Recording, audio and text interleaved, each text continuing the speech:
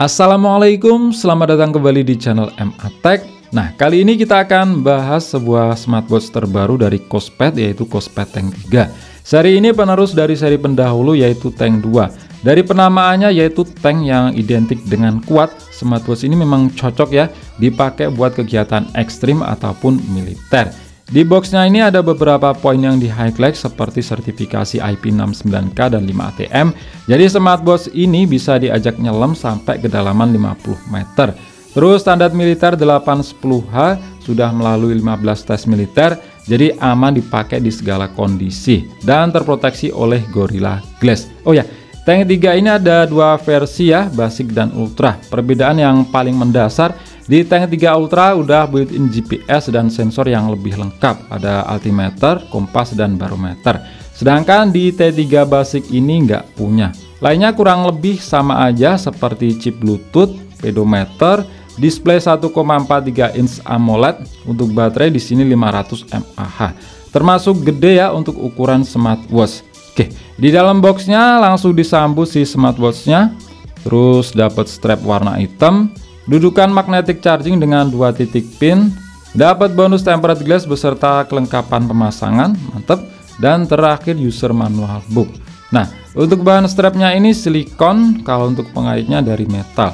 Strapnya ini teksturnya lebih lentur ya daripada umumnya strap di smartwatch lain model rugged kayak gini, yang biasanya itu agak kaku. Tapi untuk saya pribadi lebih suka lentur seperti ini karena lebih nyaman aja dipakai, lebih elastis. Terus untuk modelnya quick release dengan ukuran 22 mm. Model kayak gini mudah banget ya kita temui universalnya di pasaran, semisal kita itu pengen ganti. Desain smartwatchnya kayak gini, cakep, khas rugged. Build quality-nya bagus banget ya, kerasa sangat premium. Bahan cover sampingnya ini dari zinc alloy, sedangkan bagian penutup bawah dari stainless steel dan kaca fiber yang tahan panas. Ukuran smartwatch ini nggak begitu yang gede banget ya untuk ukuran rugged smartwatch.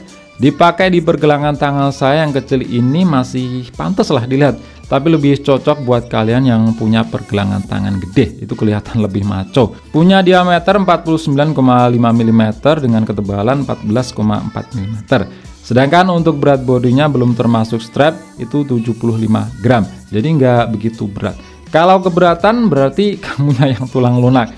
Terus untuk interface di samping kanan kiri ada 3 tombol ya, tombol sport, back, dan power. Sedangkan untuk bagian bawah ada sensor-sensor, pin konektor charging, dan ada yang namanya mikrofon beserta speaker. Ya, karena smartwatch ini bisa buat telepon. Pertama kali dinyalakan disuruh pilih bahasa. Di sini bahasanya lengkap ya, Indonesia itu ada. Dan disuruh scan QR code untuk diarahkan mengunduh aplikasi yang bernama Kospet Fit.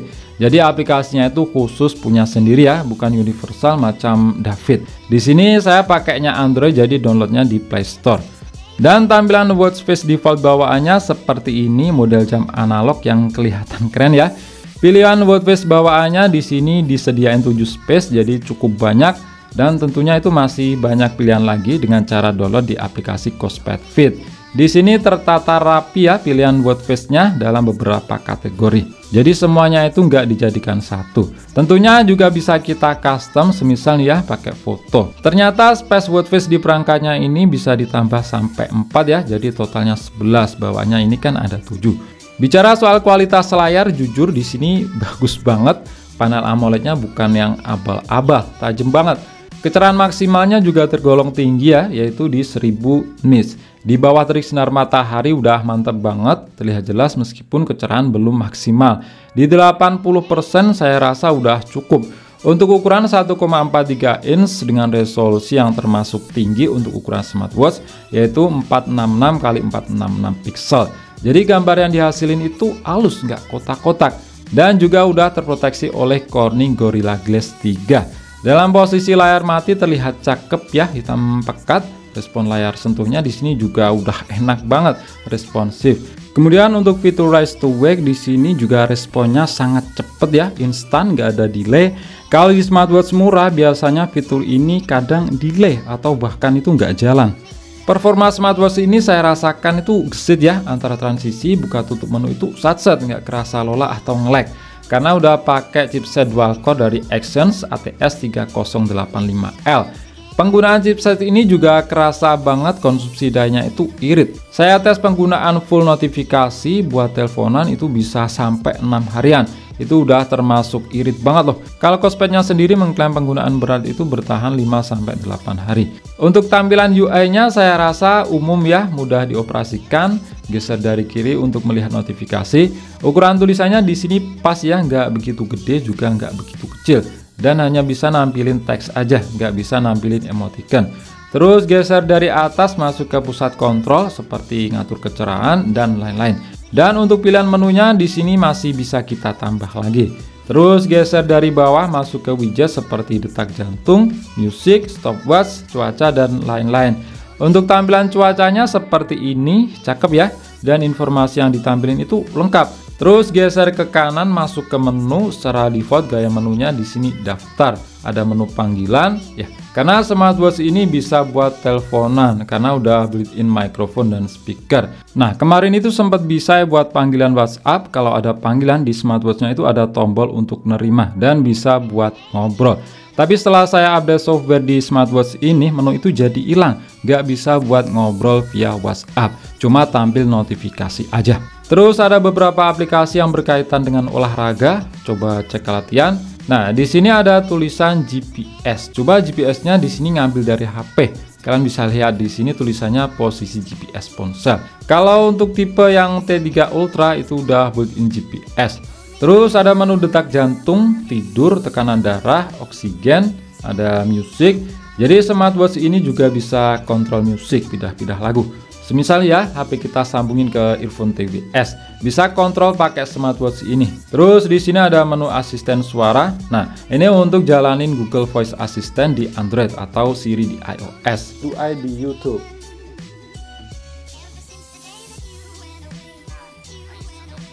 Nah, untuk tampilan menu pengaturan di sini banyak pilihannya dan tampilannya itu udah kayak di HP. Jadi nggak lewat aplikasi Cosepad Fit pun di sini udah komplit. Ada ubah tampilan jam, pilih bahasa, tampilan selalu aktif atau AOD. Di sini bisa kita jadwalkan atau selalu on. Tentunya dengan mengaktifkan fitur ini otomatis itu lebih boros daya. Di sini ada pilihan default bawaan watch face atau pilihan adat yang ada 6. Dan masih banyak pilihan AOD lain di aplikasi Cosepad Fit. Terus pengaturan tampilan dan kecerahan, durasi tampilan bisa sampai 60 detik dan ada menu double tap to wake. Terus untuk pengaturan suara dan getaran ada menu audio media. Jadi kalau kita aktifin ini, dengerin musik bisa langsung dari speaker smartwatch ini layaknya speaker Bluetooth. Kualitasnya sih sekedar cukup aja ya, tapi udah lumayan enak sih.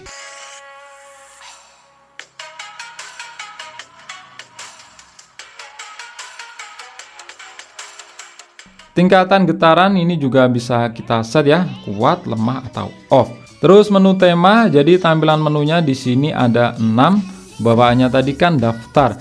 Kalau saya lebih suka pergolakan, lebih keren aja, atau sarang madu kayak di tampilan Apple Watch. Terus ada pengaturan menu sistem seperti factory reset atau style ulang, dan paling bawah tentang smartwatch, nama perangkat, info versi, dan lain-lain. Nah, tombol di smartwatch ini ada 3, yaitu tombol sport untuk masuk ke mode sport. Di sini pilihannya banyak banget. Dan kalau masih kurang, masih bisa kita tambahkan lagi. Info dari Cosepad-nya itu ada 170 lebih. Terus tombol power yang juga berfungsi untuk langsung balik ke home screen. Dan tombol back yang di posisi home screen bisa kita set sebagai tombol pintas. Tinggal atur aja pintasan untuk apa. Untuk tampilan aplikasi Cosepad Fit seperti ini, beranda ini nampilin informasi yang kurang lebih sama aja sih dengan widget di smartwatch tadi. Untuk menu dan pengaturan lain intinya sama aja dengan di smartwatch-nya langsung. Yang memang pengaturan di smartwatch-nya udah lengkap banget. Di sini kita cuma lihat di beberapa aja ya, seperti pengingat aplikasi, notifikasi apa aja yang pengen kita tampilin di smartwatch-nya. Di sini support banyak banget aplikasi ya, nggak cuma beberapa aja. Itu pun masih bisa kita tambahkan lagi. Semua aplikasi yang terinstall di HP di sini bisa kita nyalain notifikasinya. Bahkan saat proses upload video seperti contoh di Facebook, di smartwatch-nya juga nampilin proses uploadnya. Terus menu kontak person ini untuk kita import kontak di smartwatch-nya. Cuma di sini dibatasi 100 kontak aja. Ini untuk memudahkan kita jika pengen telepon langsung di smartwatch-nya tanpa pencet di HP, tinggal cari kontaknya aja. Terakhir soal harga, saya belum tahu persis ya harga tepatnya itu berapa saat video ini dibuat, karena barang ini dikirim dari luar negeri. Dan kalau pengen beli pasti plus pajak bea cukainya. Cek aja linknya yang ada di deskripsi video ini. Oke, itu aja ya untuk video kali ini. Kita jumpa di video selanjutnya dan wassalamualaikum warahmatullahi wabarakatuh.